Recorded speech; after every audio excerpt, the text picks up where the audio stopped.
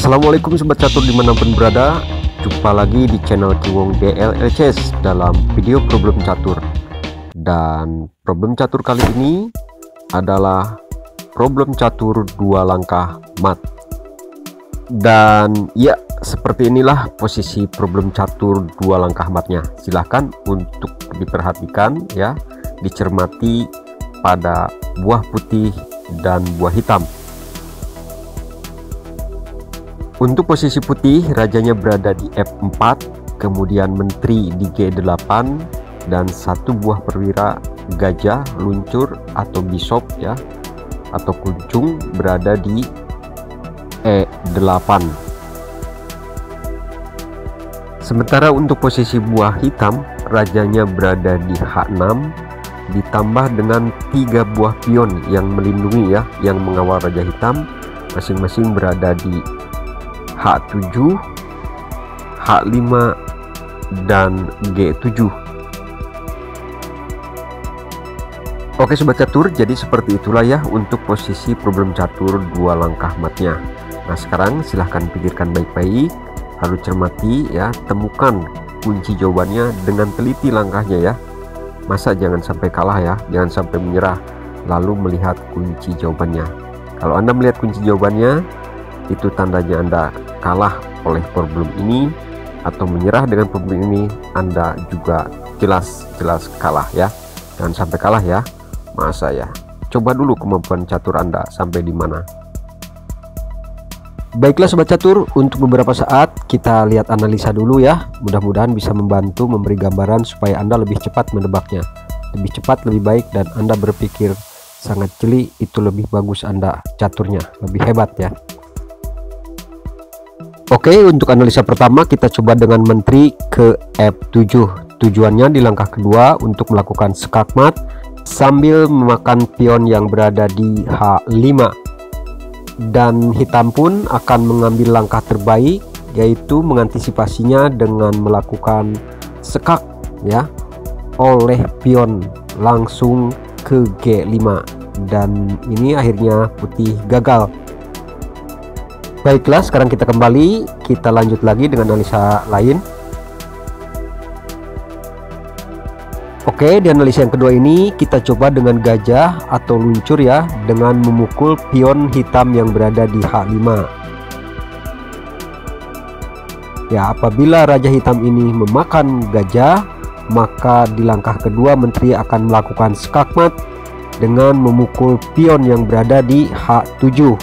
Tapi tentunya buah hitam ini tidak akan seperti itu ya.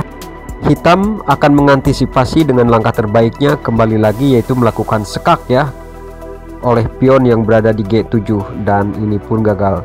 Tapi awas, hati-hati, jangan sampai pion satu langkah ya mengancam gajah, karena kalau hitam salah langkah dengan memajukan pion satu langkah ini, menteri akan melakukan skak ke F8 dan raja pun tidak tertolong. Itu salah langkah buat hitam ya. Jadi langkah terbaik adalah hitam dengan pionnya melakukan skak dari G7 ke G5. Oke, sekarang kita coba lagi dengan analisa berikutnya.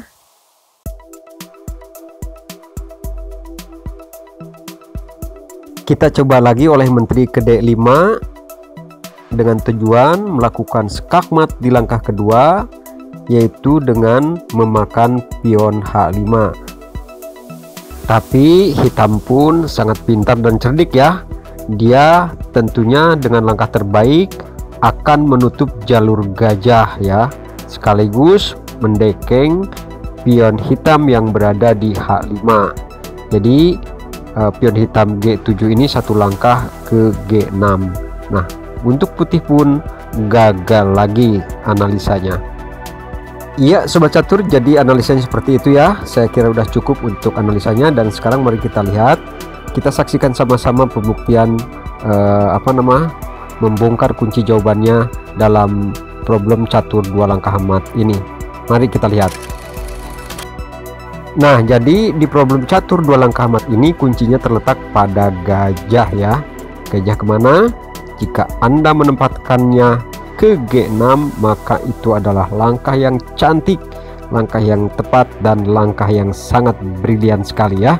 Jadi dikorbankan. Dan kita lihat selanjutnya seperti apa yang akan terjadi apabila gajah ini dimakan oleh pion hitam H7. Kalau pion hitam H7 memakan gajah, maka di langkah kedua skakmatnya oleh menteri, yaitu ke H8. Nah, jadi seperti itu ya.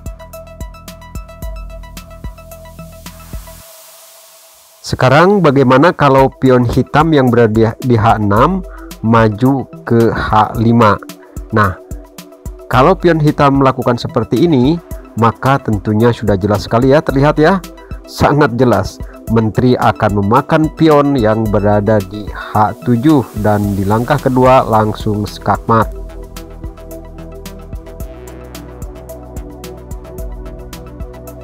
Oke, jadi seperti itu. Sekarang mari kita kembali dan selanjutnya bagaimana yang terakhir kalau raja memakan gajah.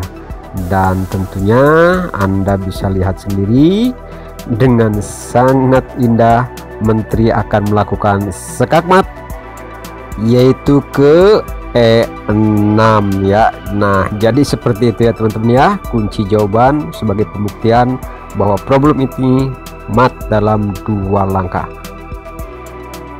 Oke sobat catur, terima kasih atas waktunya, dan jangan lupa ya yang belum subscribe di subscribe dulu, di like ya. Kalau mau gabung silahkan ya.